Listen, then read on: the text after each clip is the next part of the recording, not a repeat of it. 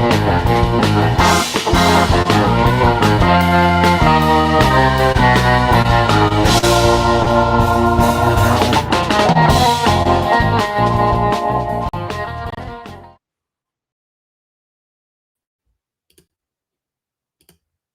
what's going on? It's 8 p.m. on Tuesday night on the East Coast. That means it's time for Proper Royals Live.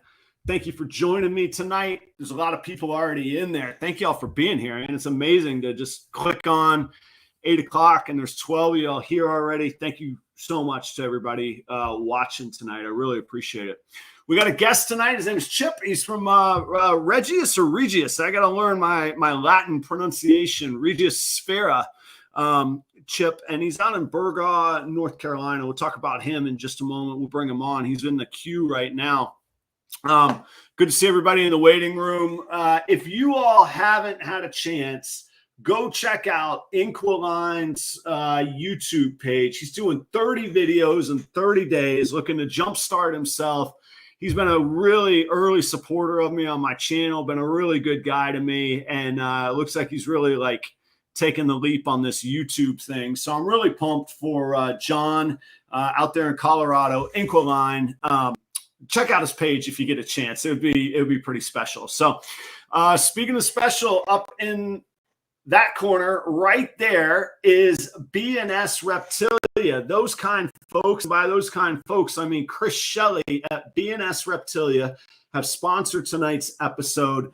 It's a new chapter in my business adventures where I'm able to partner with brands, and Chris has been kind enough to support the show tonight.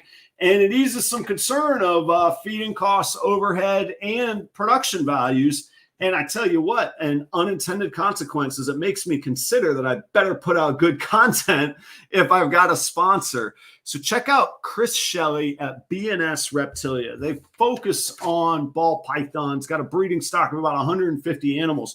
But also check this out: boas, dumerals, boas, blood pythons, Australia pythons, pine snakes, bull snakes, Mexican black kings. And if you're in the Pennsylvania area, he's also the distributor for the new chipper cocoa product that's coming to Pennsylvania. He's bringing it there. So, Chris, thank you very, very much for the support. Guys, check out BandSReptilia if you don't mind. Links are below in the description. What we got going on at Proper Royals? I got another video coming out of the new pickups. I'll show you the breeders. And one of them, what would be the expression? One of them tried to give me a kiss. So I'll just leave it there. You got to check out the video. The reel is on Instagram right now on the Proper Royals channel there. I've got some new animals posted on Morph Market, both my own and some that I recently picked up that don't fit into the plans. Those are up there on Morph Market. Check that out. It's been a really productive week, and I'm thankful so much for this. Behind the scenes, you guys, like, I grind, and I know you guys know that, but like the cold calls to find guests, the challenge of bringing good content is a little bit crazy for me sometimes. It's a lot of work, and frankly, sometimes I just do a solo show because it's all I got. But man, I sent out 6 invites and I got 6 acceptances to come on the show. So the next month is going to be killer. We got Chip, Regius Sphera tonight. Samson from Just One More Exotic LLC is on next week. Don't miss Samson. Then Jesse from Musical Pythons, another Florida guy hanging out with me. Then, speaking of Florida guys, we got Herp Collectors with Michael from Herp Collectors. That's on the April 5th. April 12th, I'm still doing some negotiation. That could be a pretty cool one. Not negotiating. We're just working out schedules. There's no transactions taking place. And then on the 19th, Reagan Renee Pythons with Charlie, the dad from Reagan Renee Pythons. So got a really stacked lineup the next few weeks, and I appreciate it. It's from you guys' support that other people will want to come on and make the content. So it all works in this big circle together, supporting each other. Cheers. I am really, really thankful. That's funny. I'm just now getting to check out some content or comments. I am not going to kiss that snake live. Let me tell you, I had nothing to do with avoiding what was coming my way. That was total luck that that was total luck that I don't have a new, face tattoo this evening. Anyway, check it out. It's pretty fun, and that's a sweet girl. Tonight's guest, Chip. I saw Chip's channel, and I was really inspired. And sometimes you go, like, you need almost like a reset. So I'll tell you, my own personal journey for guests on the show has always been kind of like bigger, more, need the spotlight, need who's got the most followers that I can convince to come on the show. And then I got thinking, like, I got started because somebody let me come on a show. I got started here with guests that were not huge, that were just everyday guys and girls like me, with the support of I don't want to make anybody feel small. The theme of tonight's show is small breeders. So I don't actually believe that we're small. I'm going to talk about that too. But just people starting, just getting going. Mark out at 403. He's got a heck of a lot of experience, but just getting, building. Jeremy Warfel kind of deal. And then other good guys that came around and supported. And I saw Chip's video, and he told the story of how the first ball python came into their family. And it just seems so authentic and down to earth. And then it was really well produced. Like, listen, there's no transaction, no sponsorship from Chip to me. I was struck by how good his videos were to just be starting, because mine were junk, man. Mine looked awful when I started. And I was like, all right, I'm going to go meet this guy. And then we kind of clicked, and I was like, man, you got to come on the show. So enough talking about him. Welcome Chip to the show. I'm going to bring him on right here. And this is Chip from Regius Sphera. And hey, guys. Hey, Adam, I sure appreciate you having me on your show tonight. Man, I'm so happy to have you. And again, all that stuff I was saying, like, it struck. I was like, man, this guy's not messing around. He's got quality on his videos. He's thoughtful on his content. And he was really authentic.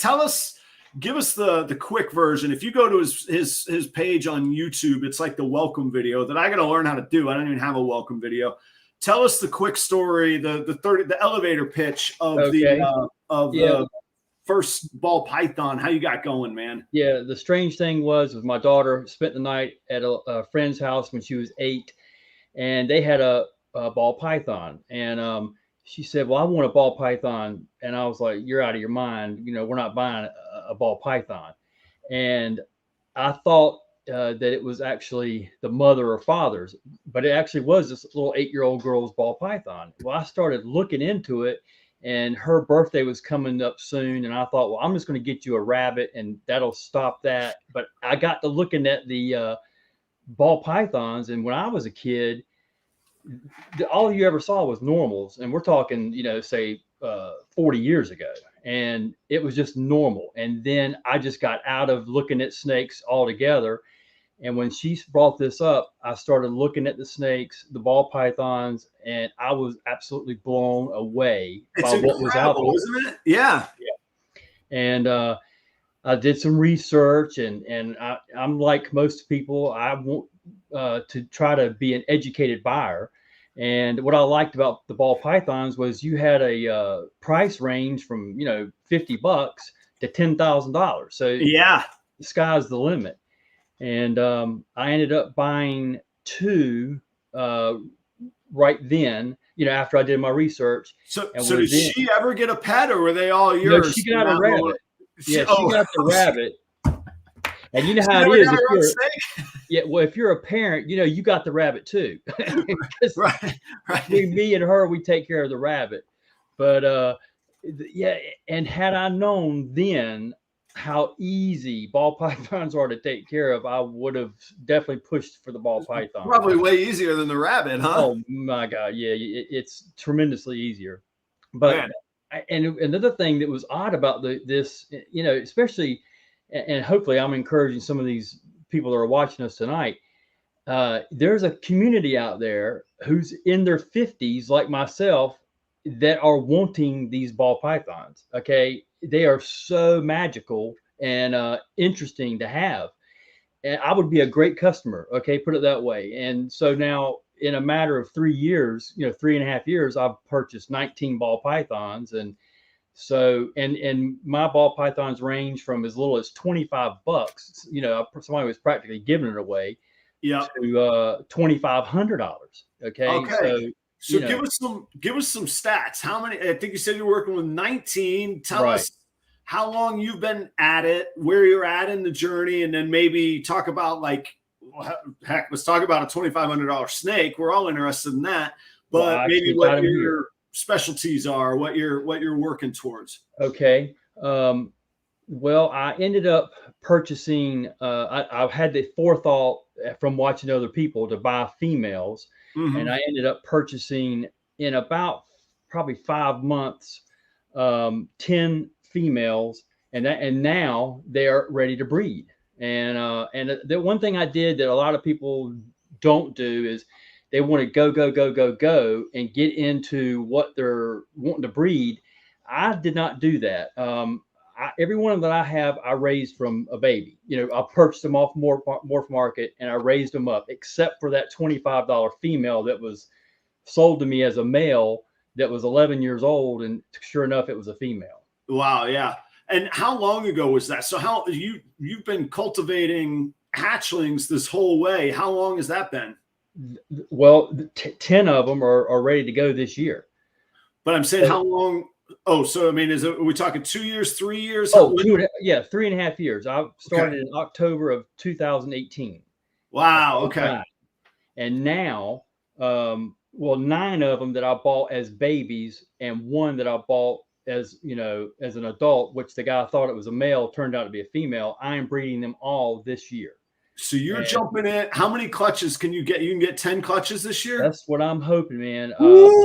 I've literally taken pictures of all of them locking. Yeah. I only have 1 that's not locked yet, and it's just a pinstripe orange dream, or I'm sorry, an orange dream lemon blast. Yeah. But the rest of them, except for the normal female, are all either clown or pieds. So I'm trying to stick towards the clowns and the pieds, which I know a lot of people are doing that. But I don't, to me at least, they never get old. And some people say, I want something different. But when you have a pied in your hands or a clown, especially the way people are doing them today, they're so unique. They are. They don't even, I had some family that came into town just this afternoon, and, you know, like, what's this whole Python thing, Adam? You know, I'm like, come check it out, you know, and without fail, man, when people see a pied, they're like, whoa, what is that? You know, it's just so visually stunning. Well, I've got one right here if you want me to show you. Sure. What you got, man? This is the, right here. This is my ghost pied. Oh, nice. So you got the double visual. Right. Receptive. Yeah. Hang on. Let me make you big. Her name is Casper. There we go. I'm almost there. Wait a second. And now we're talking. All right. So Casper. Okay, the ghost. Yep. And it's just a pied ghost. And I've had her. I got her. Now she's a baby, so I mean, I just got her in October of last year. But she is awesome. And let me show you the other one, which is a clown ghost. I mean, yeah, a clown ghost.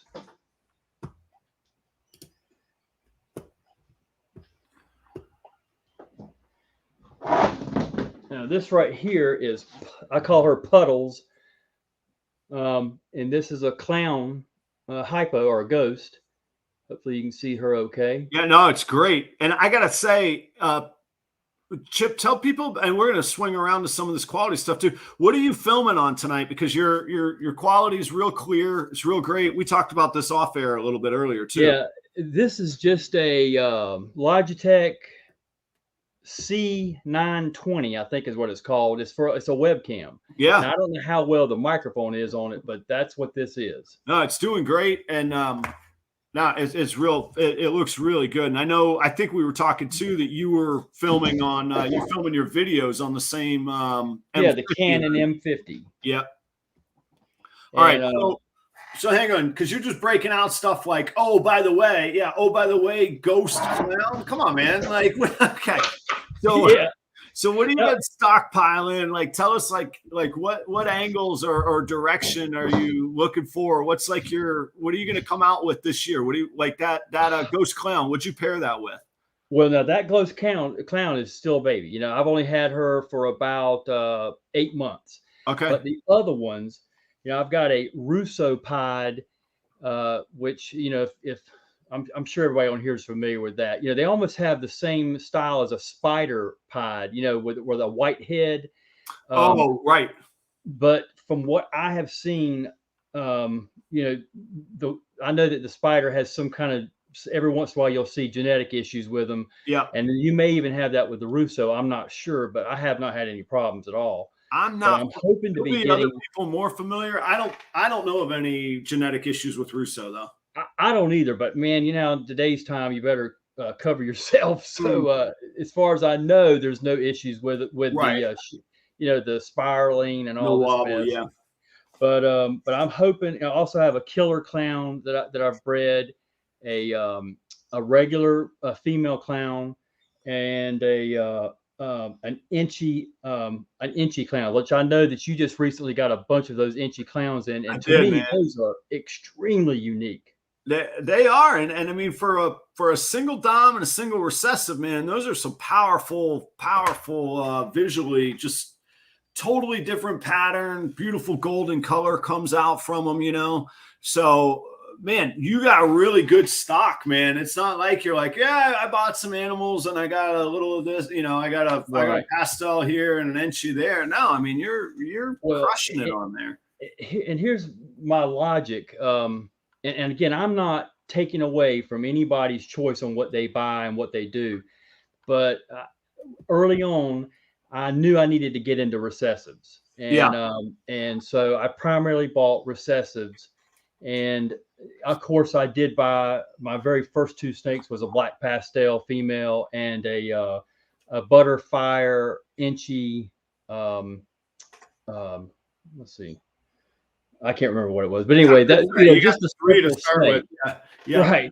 And I love them. I mean, that's what I hope for those who are watching any of my videos. I actually introduce all those snakes, and I'm sure just like you and everybody else, man, I can have this plain Janus normal, and I love them just as much as I do anything else. I will tell you in the history of my videos, the number 3 video with the most views is called "Why Breed a Normal." I'm up to like 220 videos now, and what is it? It's the normal at right at the top of the heap. I mean, not the very biggest, but you know, right. And you used the expression earlier. There's an audience for all of these different things. Yeah, the reality is that most ball python owners, statistically, mathematically, own normals. That's the majority of the audience. The rest of us are like, you know, not snobs, but we're the nerds, you know, we're the ones getting into all these genes. Most people just have a normal ball python. That's just what they do. And, you know, to me, and I've come to realize this, you know, through this process of the last 3.5 years, and I think you would agree with this, that probably 90% of your customers who are buying snakes from you are you and me. You know what I'm saying? Yeah. We're feeding our own community. That's right. That's right. And you got your other folks, and that's why it's so important that we all should support one another. I mean, you know, it's my understanding that back in the day, you know, 10, 15 years ago, on some communities, there was a lot of backbiting and stuff like that. Whereas today, man, everybody's like really come together, and they realize that you're most likely going to buy from me, and I'm going to most likely buy from you. You know. Yeah. But go ahead. No, I was going to say I agree with it. And I think it's really easy, and it's true sometimes, it's really easy, particularly as we get older, to go, oh, all this new technology, oh, social media, this and that, oh, you know, it needs to be the old way. No, what we're doing right here literally was not possible 10 years ago. No. I mean, for all practical purposes, for a couple of guys to have a high quality conversation without lag, with high resolution, and 32 people chatting and hanging out, both with us, but with each other, right, did not exist. And all of that comes from the stuff that we just hear constantly badmouthed. And Yeah. throughout history, that's what stuff was. I mean, there's always been good and bad. There's always been good players and underhanded players. Right. And you know, I really, it was a real aha moment, like a the word epiphany's thrown around sometimes, but it was really kind of an epiphany. Discovering this, especially when at the time I was in kind of a dark place with my restaurant career. Operations was winding down, and I needed that for my life and my family. But it's just been this wonderful thing. Mainly Morphs, this is great. He says CB radio, and I put that comment up there. I've actually thought of, I could make an argument that CB radio was like the first social media where like people had their own personas, their own handle. I don't know how the logistics of, maybe they drive the same route and the people that drive the same route would hear each other. I don't know enough about it. Well, but check it out. Go ahead. My mom and dad were into that. I can still remember our call letters, KTX 2810, and I was little Mako. I mean, oh yeah. Did you have like the ham radio? And oh yeah. Oh yeah. That's exactly right. And what's funny, so I spent a little bit of time growing up in Maine, and my family in Maine had these ham radios, and like it was like us buying ball pythons to them. It was like, I got this antenna, I got this microphone, I'm working on this, and I was like, man, this is all a little bit nuts. But that's exactly what we're doing right now. And I was going to say, the main thing that we need to remember is, some people I've heard say, well, how much can you do? Dude, genetics opens up trillions of possibilities. Oh. We will never have it all. And you know what I'm saying? This market could exponentially explode beyond our wildest dreams. I have brought that topic up quite a lot, where it's funny because we get, you know, everybody, I got a world's first. Well, if you do the math of all the possibilities of 200 by 200 and the factorial of it, if you plug that into Google comes back and says infinite. It crashes. Right. It runs out of the exponential expression of what that answer is. So that means that literally every person that's ever been on Earth in history could have a world's first, and we still wouldn't have covered all the possibilities out there. Right. And, I love it. One other thing I was going to say was, like, you know, these snakes, my wife, she's never had a snake before, and obviously my daughter didn't either. But now we have certain ones that we all love, and we'll bring them upstairs and we'll watch the movie, and you know, they're all cruising around on the bed and we're watching whatever. And the great thing about ball pythons, which I'm not trying to sell you one, but the point is that they are phenomenal. I mean, you're not chasing them all around the room. They're right there with you.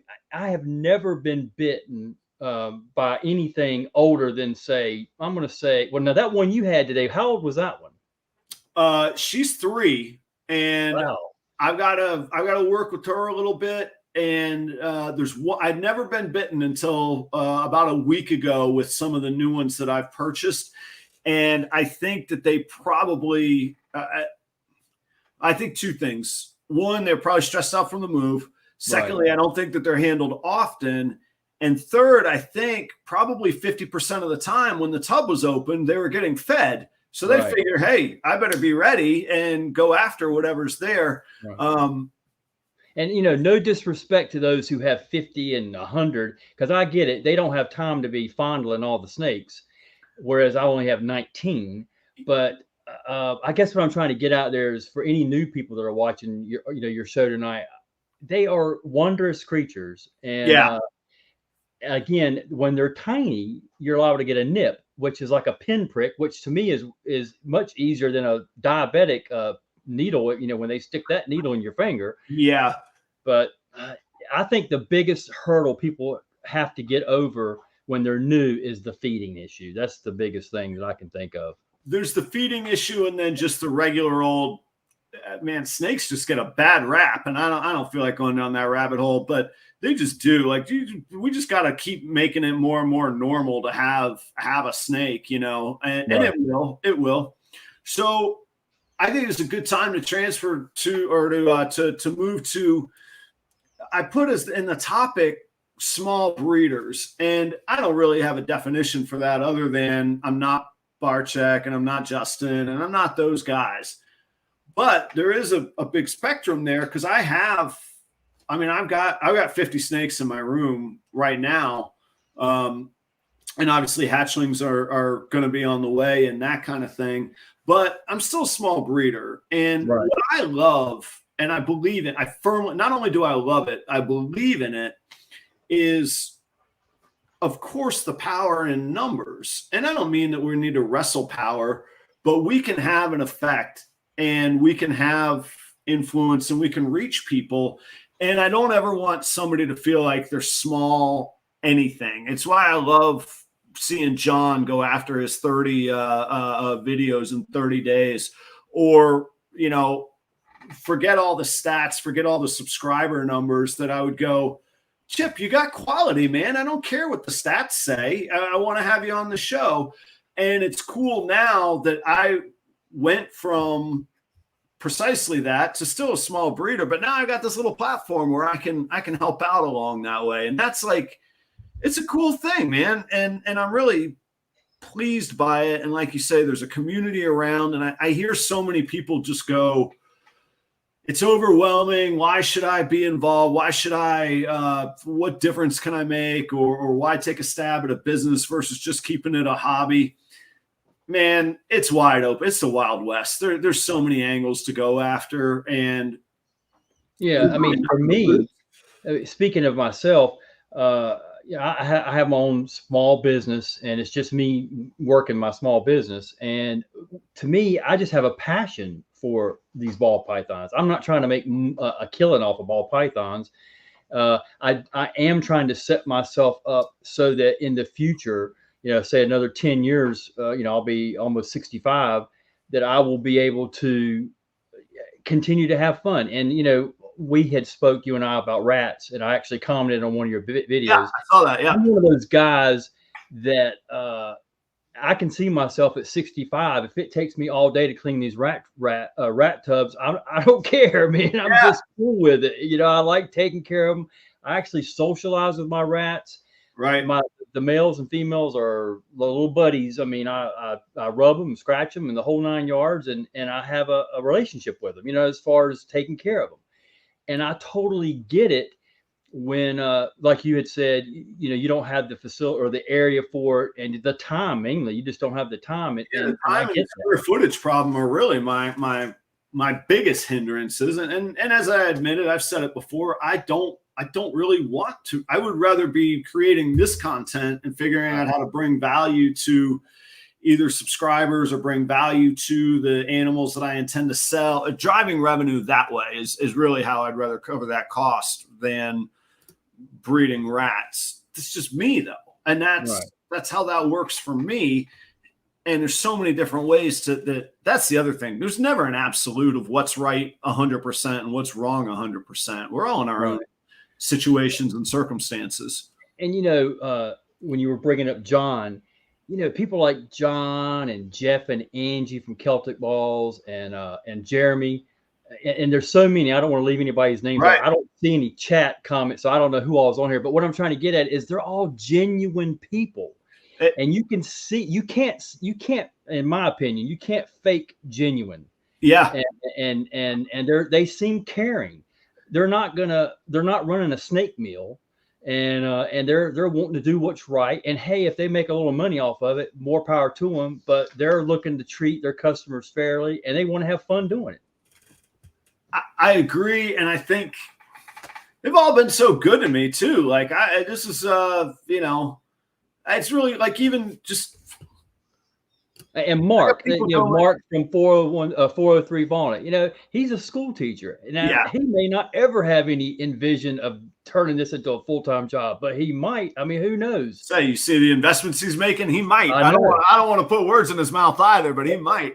And look at Leviathan Snakes. I mean, look at the money they're dumping into it. But they look like they are a loving couple and having great times doing it. Yeah, I agree. And it's just so cool to see things like, this isn't an apology, but almost an apology. Like, oh, I finally made it live. Forgive me. It's nice to actually meet people. I'm like, man, It's amazing. It's not almost overwhelming, but just how cool the community is and how cool, how do I put it? How cool the legitimate opportunity is, because I feel like I've accomplished a lot and that's cool. But on the other hand, I haven't been working on it very long. I worked in food and beverage 25 years. I've been at this for 15 months. So it is really cool returns and all of that. So tell us about, and Chip, I'll let you share how much you won. I don't know how much of that was private or we spoke a little bit before, but tell us about your YouTube journey, why you wanted to get on, like why YouTube for Chip? Like, right. Give us that rundown as much as you wish to. Right. Now, for me, I'm not trying to be a YouTube star, and I would imagine 99% of us are the same way. But I do want exposure. I want people to meet me, to know who I am, and get a feel for who I am. Hopefully, my honesty is coming through the camera lens to them, and also that they can see if I'm going to treat my rats with the love and kindness that I do. And I show plenty of videos that way. You know darn well I'm loving these snakes. Yeah. Another thing is, when I started this, I understand everybody's on a budget, but I wanted to buy quality stuff that I knew that was going to be faithful to me in service. Like, for me at least, Herpstat. I love Herpstat. ARS racks. I love ARS rack, and I'm not paid to sponsor any of this either. But when you look at the value, and I'm just using this as an example, I wrote this down because you wrote on your label, it said quality and cost. On the channel. Yeah. Yep. I mean, a prime example is like a 1065 rack. That's what I'm waiting for from ARS. When you divide that up, the cost, it's like $37.38 a tub. Okay, now that's not including shipping, but my point is that's 65 tubs, and all I'm trying to get at is I wanted to buy good, solid, quality stuff, and I'm not knocking anyone that goes a different route. It's just I'm in this for the long haul, and I'm sure a lot of you are too. And plus, I've got age on my side, and a lot of us old folks know that if you shop it and buy good quality stuff, it's going to be with you for the rest of your life. Yeah, and you've got the life experience, but also the life opportunity. I agree with you, but I still am at a point where the odds of me dropping $3,000 to have a 50/40 rack system delivered to my door, 0% chance. Wasn't going to happen. You don't think I felt that way when I first started? I believe you, but I also I love, and I'm not disagreeing with you. I'm saying that there's a point. I said in one of my videos at sometime, like, I don't want people underpricing their animals because I've never felt the need to discount something that I believed in and knew was quality. Right.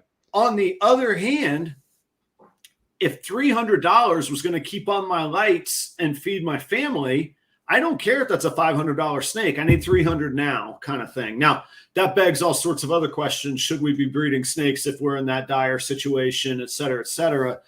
But I've seen it in music as well, where there comes almost this sort of like classism of, well, you can't take a gig for less than this much amount of money. I'm like, right. You don't know me. Maybe I need some exposure. Maybe I think, long as I can get in front of people, I'll make my money on tips and I'll work harder by putting out good content or good quality entertainment. And so my point again is that there's ways to go. Ideally, if you have the resources and the means to do it without putting yourself in debt or without sacrificing the security of your family, by all means, get the ARS. And honestly, even if you can't, I would tell people on the Herpstat, figure it out. Get Herpstat or get the VEs, because the others, the others are asking for trouble. They're not guaranteed trouble, but they're asking it. I think Freedom Breeder has their own line of thermostats too, I believe. I'm not sure. And I don't have anything against Freedom Breeder. It's just that, in North Carolina, they're all the way out in California. The shipping costs were different for me. They were cheaper from ARS. Yeah. I'm sure Freedom Breeder has awesome racks. I mean, they look like they're very similar, except I think their Freedom Breeders are stainless steel, I believe. I'm not positive about that. I'm not sure either. And honestly, I never looked closely because it's like a Maserati. I never looked closely at a Maserati because I ain't never going to have one kind of thing. Right. You know, like, I don't know. And maybe they're made of Jolly Rancher candies. I don't know, but because I never looked. But right. But I came into one through pretty good. I'll just leave it at pretty good luck. So a little bit of strategy, but pretty good luck.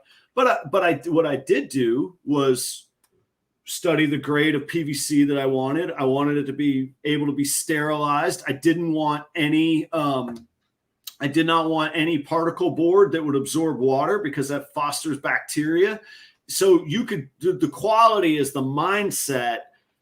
And whether you buy that quality or whether you build it yourself, it can be done as well. Oh yeah, there's no doubt. There's some really talented folks out there who are building their own systems and out of melamine or a PVC. I mean, yeah, out of PVC. There's no going to be no mold issues there. You clean that stuff right up. That's right. And I just actually Michaela's farm was in earlier. I don't know if she's still here or not. She ended up buying my other racks from me because she's at the point where she's going to start growing, 10, 12, 19, 20 snakes. And Kai has the best, and I'm not lying, the best DIY videos. I've watched his videos. Yeah. He's on it. And Chip, when I say that there's certain videos I remember seeing, so like the one where you were explaining where you got your first snake stuck with me. When I first started figuring out how to build racks, I'm watching Kai and he's pre-drilling holes in PVC because he wants his screws perfectly level with a level. And right. I'm like, this is the guy that I'm going to learn how to build racks from and that I want to buy snakes from because that stuff overlaps. Quality here is generally going to equal quality there, I feel the exact same way. When I watched him, and he's also very detail oriented. Now, you don't think he's going to be detail oriented when it comes to the snakes? That's right. That's how I see it. Yeah, and it's true. I can vouch for that. I own one of the snakes, but I didn't buy it from him. I bought it from somebody else because they bought it from him. I was like, I'll take that one right here, Right. Yeah, I see that question you got right there. Yeah, so Miller High, let me say it out loud just in case people are listening instead of watching. Miller High Exotics says, I'm looking to start a YouTube about snakes as well to share knowledge. What do you use to edit videos? How much time do you invest in your editing? Take it away, Chip, because you got good stuff. Chip, man, when I tell you what I use, I think it blows your mind. It blows my mind. It's you see advertised a lot called Filmora 9 or Wondershare. And I used it for free. And if you use it for free, they're going to put, Filmora 9 plastered on your videos. And I didn't want to see that. And at the time, I think I paid like $56 for it. And you see the quality, at least I try to do good quality. And I do not know jack about video editing, but this stuff is so intuitive. I don't have any problems with it. It's very simple to use. Was it a one-time 56 or is that an annual subscription? It's a one-time. One time. Great. So as a side note, one of my philosophies is always be leery of subscriptions because in the long run, they're always going to add up to more than almost what anything costs you for a one-time quality purchase. The other thing about Filmora, that's what I use on my phone for reels and shorts. Right. So on your videos, that's a desktop application, or you're editing your videos on your phone? No, I'm doing it right on my desktop. And okay, like cool. I said, it was and a little behind the scenes secret here, which I know you know this. Like I told you, I had actually filmed 52 videos before I even hear that. Started. Wait, say that again. I filmed 52 videos before I even showed my first video on YouTube. You guys think I'm crazy. This is great. This is analytic right here. This is getting down. Well, and so I had plenty of time. And that took me a year of taking my time, learning the software, because you, as well as I know, and John with Inquiline right now is figuring out, you are pressured to do something, to put out. and I wanted to take my time and put out nice stuff that I was interested in learning, and it doesn't look rushed. Now I still, from those 52 videos, have about 15 weeks of stuff saved up. And like you had brought up, you know, when something inspires me, I'll go do a video. Many of you will notice that the background back here is tin, rusted tin, but some videos you'll see will be a white cinder block wall. Well, that's an old video that I just released. And so forgive me for that, but I wanted to bring out nice, good quality stuff. And that's what I did. Yeah. All right. So slow down. We're going to come back to those 52 videos because I think it's fantastic. Miller High. So I take a different route. I film on my Canon M50, and there actually is a link in the description to an affiliate link on that. So if anybody's in the mood for one and want to help me pay for some rats, that is a great way to do it. You can click on the affiliate link. But as far as editing software, I use Apple computers. I love Apple computers. I find, speaking of intuitive, I find them very useful. I was forever a Windows guy, and now I've become an Apple guy. But I use iMovie, and that's included in the Apple operating system software. And it probably has its limitations. I'm with you, Chip. Like, I don't know. Maybe there's a whole world of editing that I'm missing out on, but it gets my content across. It looks professional, and it allows me to focus on snakes, and I don't have to worry about it. Right. And I'm sure with your Apple, you've got it down to a science. I do. I tell video and you're done. Yeah, you should be committed to learning the codes by hand rather than moving. I'm moving it like you guys can see my mouse. You can't. But instead of like having those codes of cut, delete, insert, all of those, the faster you can get going on that, the better you're going to be.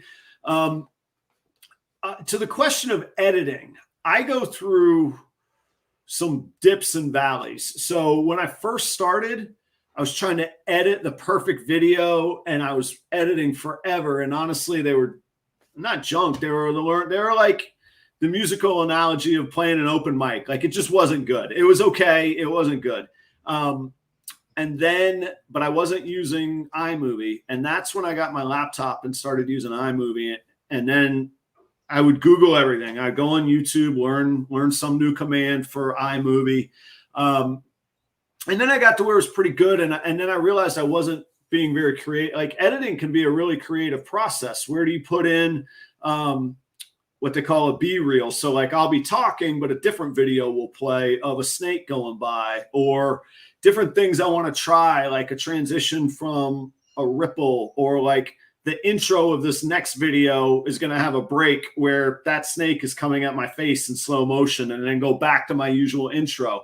So it keeps me creative to try new things.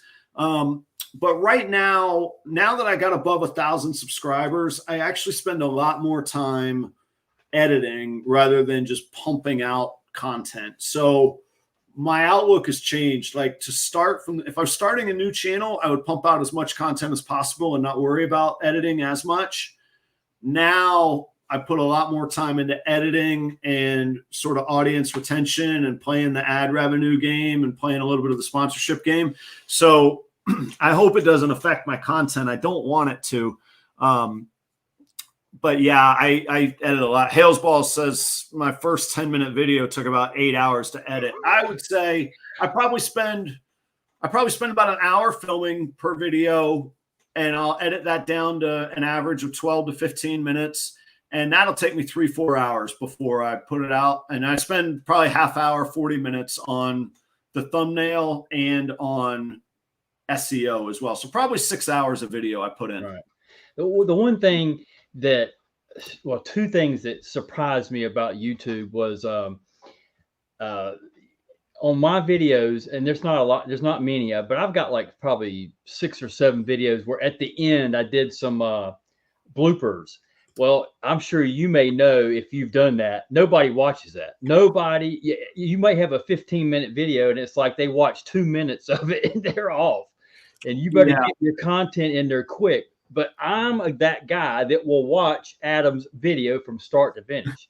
That's just how I am. I mean, that's what I'm watching it for, to learn whatever it is I need to learn. And And it blows my mind how people won't do that. They watch a few seconds or a few minutes and then they're gone. You know, they're like squirrel.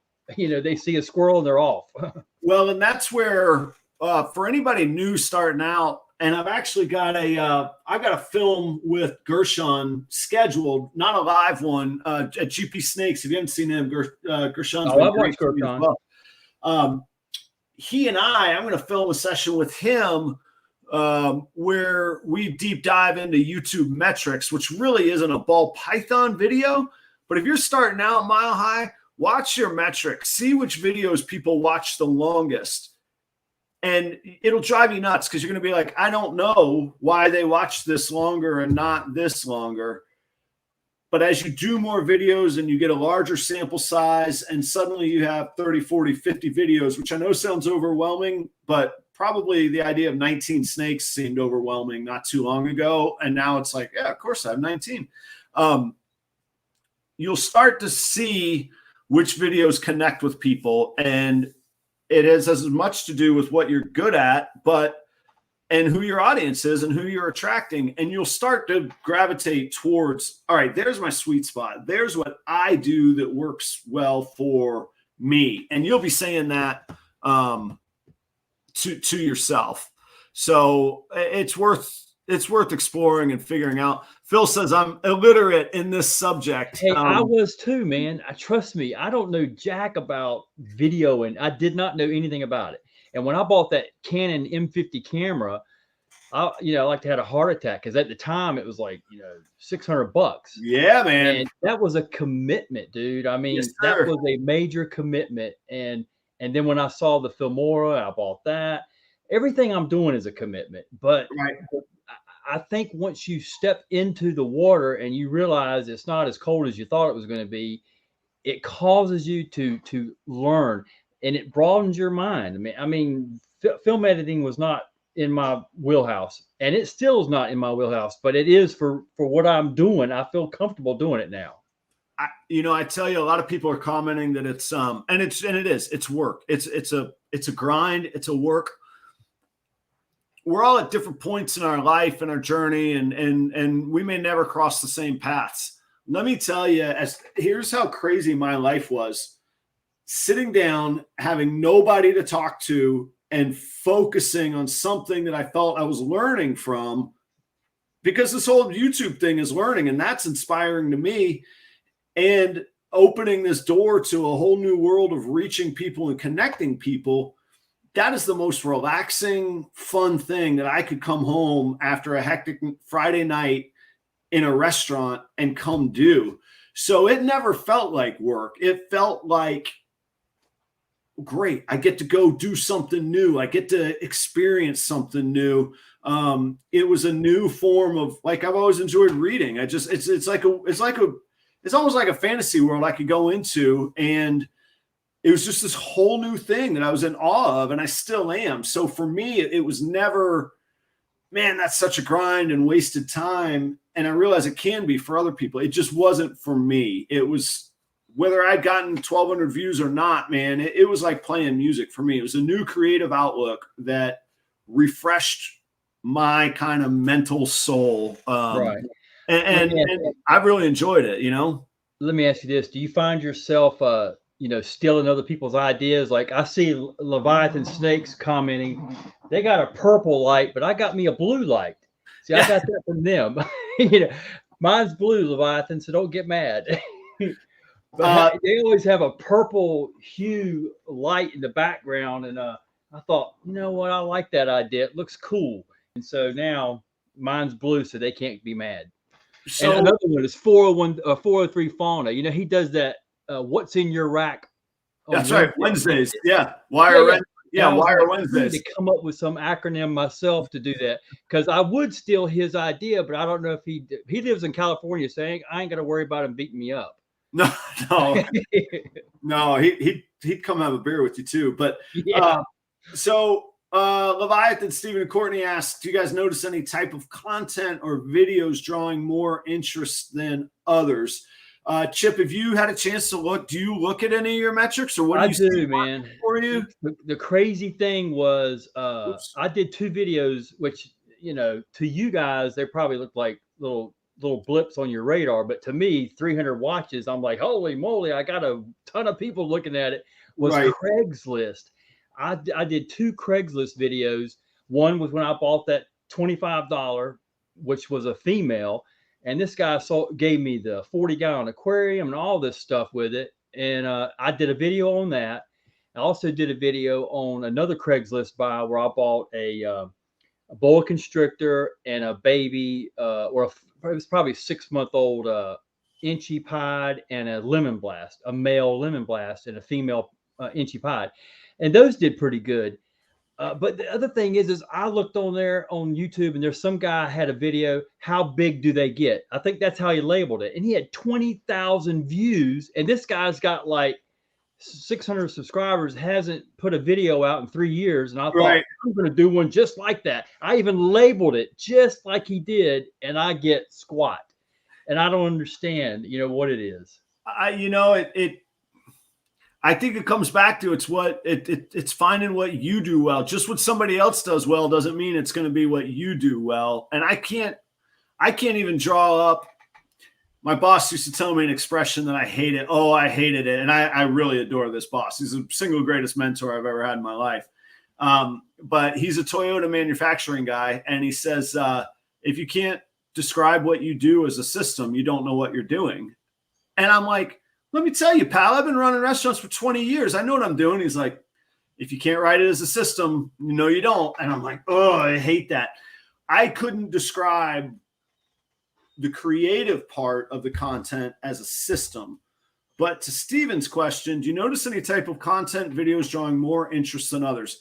So there's 2 parts to that. And Steven is, for those of y'all that don't know, Steven is a marketing expert. He's got degrees to call himself a marketing expert. And I believe he's still working on his doctorate in marketing, which is okay.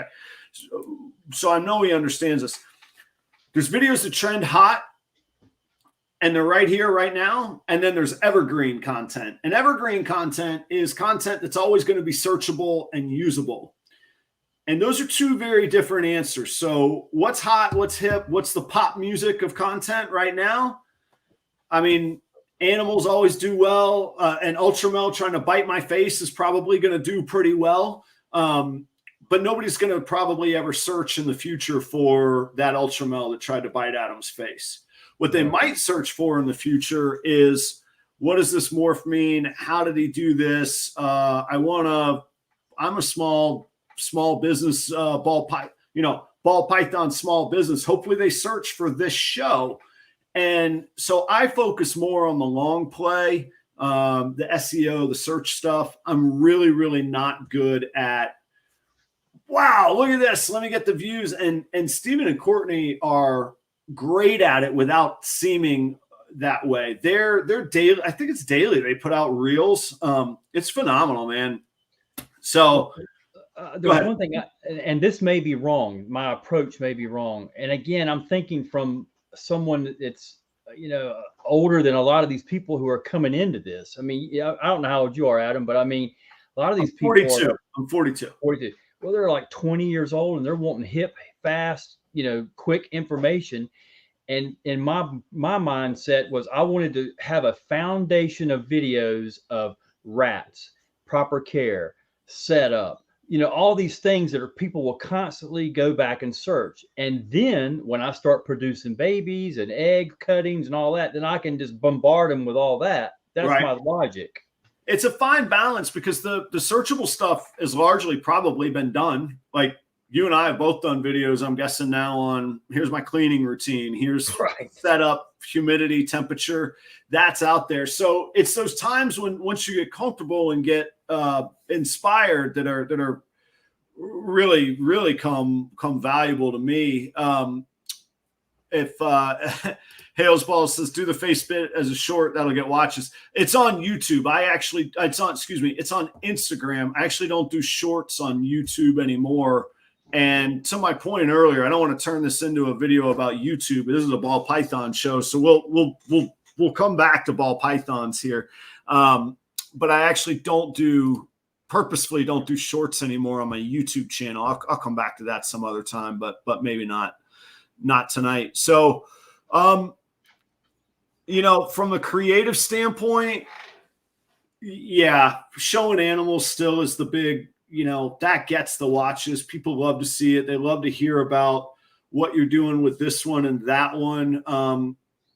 I like a lot of the things or like the lists. Here's my top 5 this, or here's what I think this. Here's my experience of this. That invites some negativity, but it also invites a whole lot of engagement too. Right. But you know, another thing is I'm a firm believer, and I think you and I already spoke about this. There's people that just love Adam, and they want to hear Adam talk. They want to clean their house and watch every video he's got, or you know, just streaming one after another. And I did not realize that when I first got into it, except, and I don't know who likes this guy or not, but when I first got into it, I started watching Chris Hardwick. Yeah. Oh, yeah. And you know, talk about a master at putting out a video every single day. I don't know how he does it, but anyway, he's high quality, lots of editing. I mean, he said one time he spends about 12 hours per video. And yeah, he was doing a video a day for like months in the pandemic. Right. And before I lose the train of thought, and then like I say, we should get back to animals here in a minute, but I'll tell you, don't get too overwhelmed or lost or frustrated with the idea of quick info. My lives average about 25-minute engagement, which is an incredible amount of attention span, unbelievable amount of attention span. And my traditional videos average 8.5 minutes. I don't know what that magic is. I can't describe it as a system. But I could tell you an 8-minute average engagement time is skyrocket stuff. Oh, yeah. So I drive myself mad overthinking. You know, what I've had to tell myself is, Adam, if you're inspired by it, go do it and see who you attract, rather than going, all right, I got to play this angle. I got to play this angle. I got to play up this angle.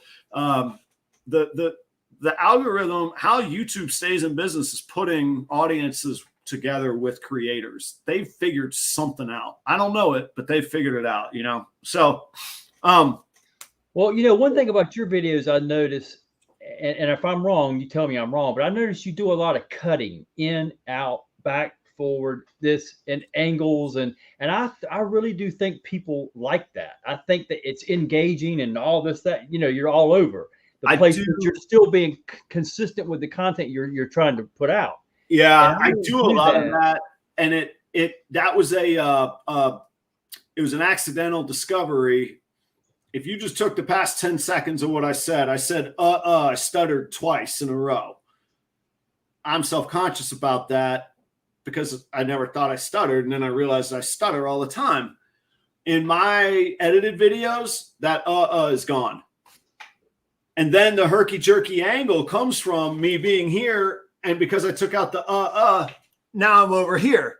Well, it's working for you. No, I know. But then, I do that on purpose now. Now I will move the angle because apparently what I think is the way that I speak, people say you're passionate and excited about it, is what they were telling me. I love watching you because you're excited.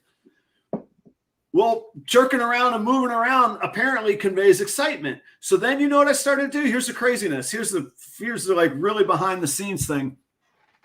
I speed up my videos to 108% speed, which makes me even jerkier and talking even faster. And I have no stutters, no uhs, and no ands. So it sounds like I'm just ripping through stuff that I'm incredibly passionate about. That's my sauce. I don't know if it works for other people or not, but that's my sauce.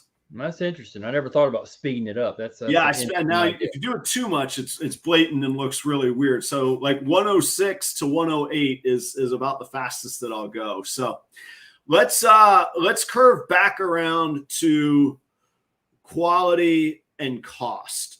I love the ideal of it, but I love even more, and you do it well, guys. I'm telling you, it's worth checking out Chip's channel just to get what I'm talking about.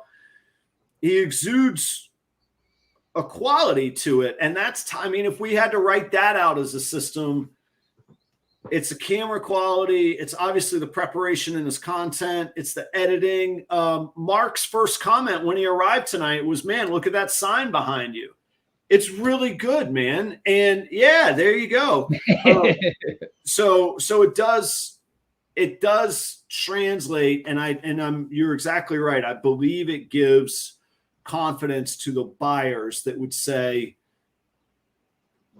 all else equal, random Joe on Morph Market or random Chip on Morph Market, click, oh, wow, look at Chip. Okay, I'm going to buy that snake. Like, that's the leg up. That's the faith that marketing, Stephen will clarify it for me. The value of your brand is the faith that buyers have buying from you versus anybody else, I believe is what he told me sometime, but that's my own words. But I think that you have that. And I think it's a great starting point. And I think that can't be bought. And don't worry about the stats and subscribers and all that. That'll come, man. Right. Well, I'm hoping that this is, again, I try to look at things through my eyes. If I can put my finger on Adam and I see him on YouTube, I know if there's something I don't feel like he did me right, I'm going to be able to talk to him and he's going to be able to talk back to me. I got a lot to lose. Yeah. I got 15 months of YouTube channel to lose if I do somebody wrong. That's right. That's right. And you know, this is a tiny bit of insight. Okay. I'm sure you probably sell on eBay. Well, I've got over 800 feedback and it's all 100%. And what I'm getting at is in this day and time, people are just waiting to ding you. You know what I'm saying? It's so weird. But, and the same thing with the ball pythons. I want to provide a beautiful animal that you're going to be happy with. And that a year from now, if you want to talk to me about that, you're running through an issue and you know, as well as I do, there's times where they go where they don't want to eat. You want to give them that compassionate response instead of don't worry about it and rush them off. You know, you want to explain it to them. Yeah.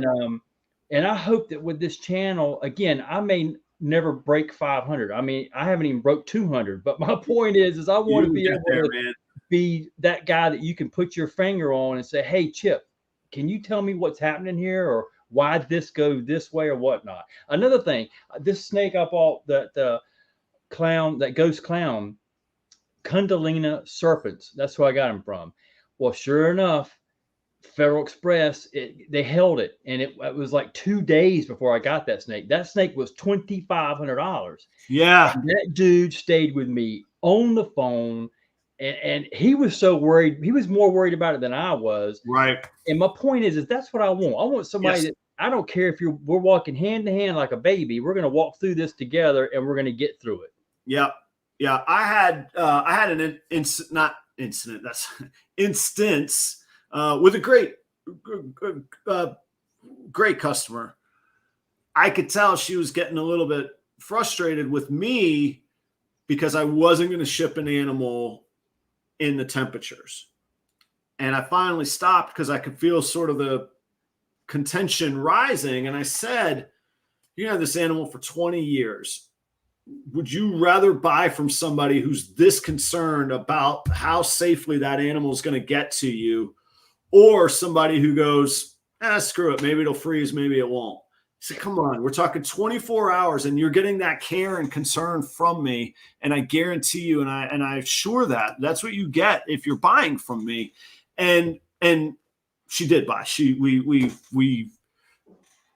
was funny. I got a simple one word okay for an answer. And I said, right. And I thanked her. I said, thank you for considering. Thank you for thinking through with me. Now, where are we shipping this animal to? And let's talk, right. And that's what you got to do. The crazy thing was I was that guy. Yeah. I had a guy who I wanted to buy a snake from. And in North Carolina, it was nice. But out in Ohio, where he was at, it wasn't. And he was like, and I was like, what are you doing? Don't you want to sell this snake? That was my logic. Right. And he was like, dude, you need to calm down. I will ship it to you. I promise. Right. And that's what I had to understand his. And the other thing too was it came from Ohio, but it went to Tennessee and then to North Carolina. You know what I'm saying? They've got that hub there. Yeah. That's what we have to keep in mind. Chip, tell us what do you hope? What's your like magic wand dream goal for this season's clutches? You got 10 clutches, hopefully coming your way. What do you want to see come out of those eggs? I'm most excited about my pods, man. I just can't wait to see how these pods turn out. And do you have any visual to visual pairings, or you got? Oh yeah. I would say I've got 6 female pods, and 3 of them are old enough to breed, which I'm breeding this year, and I'm hoping that I'm breeding visual to visual, so they should all be pods. Oh man, you're about to like, yeah, you're gonna get such fulfillment this season, man. Even if look, 10 clutches is gonna be a lot. Like you're gonna have like, you got to figure out a whole new cleaning routine, and you're like, man, these things poo every day, and then I got to feed them constantly. Like they're high maintenance. They're babies, man. They are high maintenance, but you've done it well. You've done it right. I mean, how many people get to say, yeah, I'm going to have 3 clutches of visual pods? Like if the clutches happen, there's visual pods in there. That's all that it can be. That's fantastic. Yeah. Well, see, now one thing that I got hip to quick was when you're old, you better cough up the money and buy a visual. You know what I'm saying? Because you've got if you're young, you got the long game ahead of you. And granted, you got to pay out the money to get it. But I've got a small, like where I'm at, I've got about 600 square feet of space that I can work with. And that may sound like yeah, for the snakes, right? And you're 30 by 20, man. That's nice space. Yeah, well, and it's great and all, but what I'm getting at is I'm only one person, and I think you had mentioned one time that I think you said you had 50 snakes, right? Yeah. Okay, and that I'm sure that's time consuming. Yeah. But my goal is to get you hear this from everybody, is to get high quality snakes. Yeah. And work on certain projects, and like this year, my goal is I want to be able to buy an ultra male, as well as an xanthic, and a desert ghost. I want to try to get those 3 involved. We got to talk, man. I can't help you on the desert ghost, but otherwise we got to talk. Right. Hey, see what I'm saying? There we go. A couple people have asked. Chip is out in, I'm probably going to mispronounce it, Burga, North Carolina, out towards the coast. Yeah, I'm right here. I work in Wilmington, so that's not far. Wilmington, North Carolina, so I'm not far at all from the beaches. Yeah. So if you're in the east end of the state, I lived just east of Asheville. So I actually never, in 10 years in North Carolina, never made it to the coast out there, which is crazy. It's probably one of my main regrets while I was there. One thing was you got a lot of people from Florida. Now I don't know if I qualify, but I was born in Florida, and I got the typical, alligator, the baby sitting on the alligator. Right. If you didn't have that, you weren't from Florida. Now, all right. So this is not snake related whatsoever. In Western North Carolina, I don't know about Eastern North Carolina, but you're pretty quickly identified as from here or not from here. Those of y'all that haven't experienced outside of Asheville, you're pretty quick going to be, you're from here or you're not from here. And what was really funny is, just like you show in that picture, I was actually born in Asheville, Mission Memorial Hospital in Asheville. So I would quickly get whether it was implicit or often explicitly just told to me, oh, you're not from here. I'd be like, yeah, I'm born in North Carolina. Yeah, I am. Yeah. And man, it would just, it would madden them. It was great. So I was born in Fort Myers, Florida. Okay. Gotcha. Yeah. Down on the West Coast there. All right. So you got your pods, and give us one more project that you're real excited that you want to see. Obviously those eggs. The clown, 3 years ago when I bought my killer clown, that was like, oh, wow, you got to get a killer clown. Well, you know how it is. In 3 years, that's like way on the back burner now. What to me that I'm mating with my killer clown is a spot nose clown. And to me, spot nose really defines the markings on those snakes. To me, they do. When I look at Justin Kabolka with his redhead projects and all the other things he's got going on, he is able to really crisp up the lines on those snakes. I would love to buy more of his stuff. And a lot of the snakes I've purchased have came from him. And I believe that he does quality work. And if you get that lineage in your line of snakes, that it's going to show. Yeah, it can't hurt. It certainly can't hurt. All right. So there's some lessons for me and maybe for other people. One of them is, yeah, you waited 3 years, but holy cow. So you got your pied 3 clutches, and now, oh, by the way, you got a super pastel clown going to a spot nose clown. So you're going to have all clowns. Right. I've got 3 female clowns producing. All pastel and 50% spot nose pastel from that clutch, odds-wise. Of course, Mother Nature will do what she wants, but fantastic. So that's the first lesson is, hey, good things come if you build your foundation right. And 3 years is a long time. On the other hand, I think we can all think of an example of 3 years went by pretty quick. The other thing, the other lesson for me is none of us should get stuck into the comparison trap.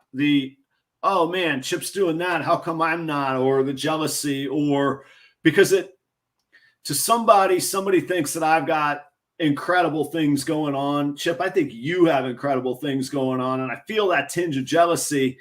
But where does it end?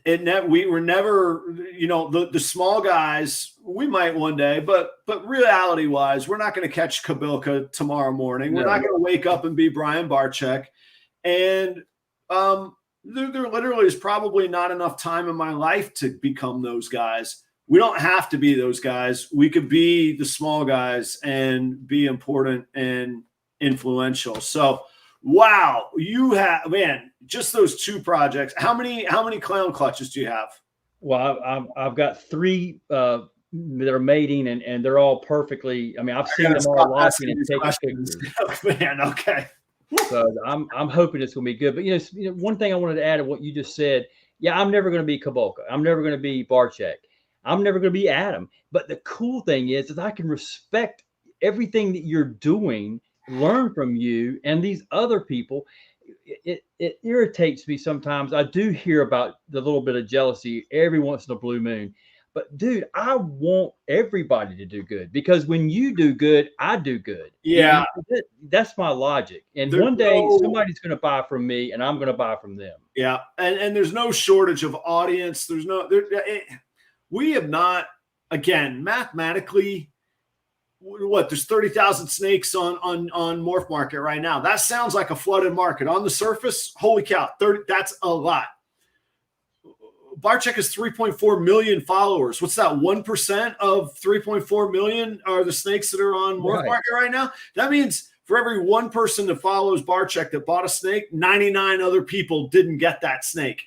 Whoa, there's just so much opportunity. It's so much out there, and I have to remind myself of that constantly, because those sorts of things are overwhelming to me. Like, here I am trying to produce some double hets for some project down the line, and you're spitting out pastel spot nose clowns. Like, oh yeah, hey Adam, it's going to happen. And I say that out loud, because I'm fine with it and it doesn't really bother me, but a natural part of me has that feeling. But I know other people have to feel that way too. And the thing is, Phil is great about reminding me, don't worry about the odds. Get in the game and the crazy things happen. Phil popped out a lavender clown this year. Poof. Hello. Wow. Yeah, man. And he didn't, I'm not going to speak for what the pairing was. I can't swear it was head to head, but it was not too visual, double hats that he knew it was going to happen. So, yeah, I love that opportunity is out there. Phil, what do you want to leave us with knowing about your channel? And I have one last thought that you get the last spotlight on. What does your long-term success definition for yourself look like? How are you going to be fulfilled, and when? What's the outcome that's going to make you go, yeah, man? Right. Well, for me, again, it's not how many people I have on YouTube. It is that I can produce quality animals and I sell them all and I make friends along the way. And I guarantee that, one day you'll probably be at Tinley. I'll be there too. And that way we can meet each other. I mean, then I Right. will feel like I've made it. I see where Jeff and Angie are going to Tinley this year. I'd love to meet them in person with Celtic Balls. And Mark at 403 Fauna, and same thing with Jeremy and Leviathan Snakes. I mean, I'd like to meet all these folks. That would be, I've made it, where I can shake their hand and we, there's more than just a casual, oh, hey, there's Chip. You know what I'm saying? Right. But I want to be able to produce some quality animals, sell them, and experiment, man. Life is a journey. And I want to be that artist when it comes to these ball pythons. And I know many of you are feeling the same way about that as well. I absolutely. And you use the word experiment, which I think is so good. And I put a little twist on it, and you strike me this way too. For everybody, stay curious. Google everything. If something makes you go, what in the world is that? Google it up. If you go, how do I start a YouTube channel? Maybe you're not going to find the answer on Google, but you could start, you could get ideas, or you can decide, I don't want to be that kind of channel. I want to be this. And then you've got to drive, So, well, I'm sure I speak for everybody, at least in this region. Straight down 95 is a place called Daytona that's got a pretty happening show in August. Why don't you come down and hang out? We'd love to see you and see you in person. And that, I never thought that was going to be the answer that you would tell me when I asked what would the long-term success be. Like, to meet the community in person is a phenomenal answer. And it gets down to the root of why I do this show and why I feel so connected to this audience. So, Chip, we could talk for a long time. I'm going to wrap up here shortly. I want to tell you thank you for coming on the show. I think highly of your channel. I hope, speaking of metrics, you see a good bump from tonight. And I hope that you'll come back sometime soon as well. I would love to. I mean, not to mention, I want to see those babies, man. You got to do it when they hatch. We'll do a live show kind of deal, man. I will definitely do that. And again, I'm not blowing smoke up your skirt when I say I really appreciate you contacting me, and I never would have dreamed you would have tried to see if I wanted to be on your channel. I mean, I'm very honored, and in fact, anybody I'm available. But I appreciate you doing that. No, my pleasure, and it felt good to go. Not even in that patronizing, like, let me go help somebody way. It felt good to go, like, wait a minute. Yeah, this is who I want to talk to. It's my show. I get to, I want it to go well for the audience. But at the end of the day, like, I get a lot out of this as well. Steven says, Leviathan Snakes, we should organize a big meetup for Daytona. Steven, I completely agree. And I know Jeremy Baud will be there, who knows everybody, by the way. Maybe he can invite some of his friends of the ilk he hangs out with. But no, we definitely can. And last year I didn't get a room. I didn't stay the night. I just drove home. I'm getting a room this year. My family will be down.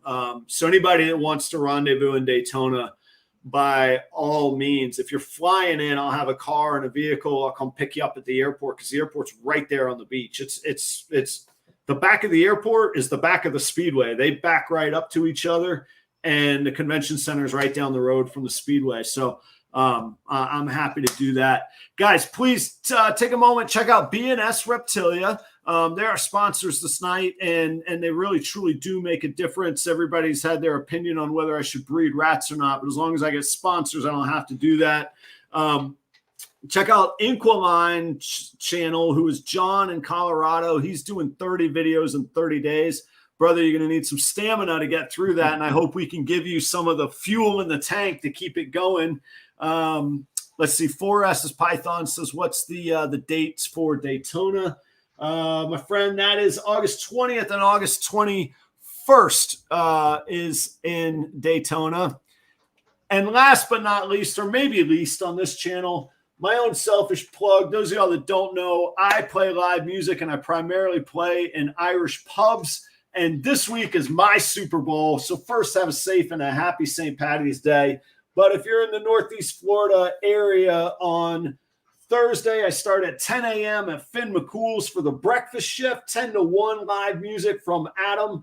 At 4 to 7 in Jacksonville, I'll be at a place called the Stout Snug. Friday night, I will be at Legacy Ale Works in Jacksonville, Florida. And Saturday night, I will be with the Spade McQuaid Band. I'll be on lead guitar that night, playing at the Stout Snug at 8 o'clock. So I hope to see y'all there. I'm really looking forward to this week. Like, what a rich, fun life. I get to hang out with ball pythons, go play music, and then I still do a day job, which is, I'm a thankful man. I'm full of gratitude. Chip, thank you. Audience, thank you all so much. And I'll have new videos out this week, too. You can see that Ultramel trying to give me a little loving. All right, guys. Thanks so much. I'm going to hit the video, and we are going to go. Cheers, everybody. Thanks again, Adam. Thanks, Chip. Pronounce it. Regius. Yeah, I say Regius Sphera, which is, royal ball. royal ball. Check out Chip. You guys won't be disappointed. I promise you. Thank you all. Chip, sit tight for just a second. Don't run off. All right, everybody.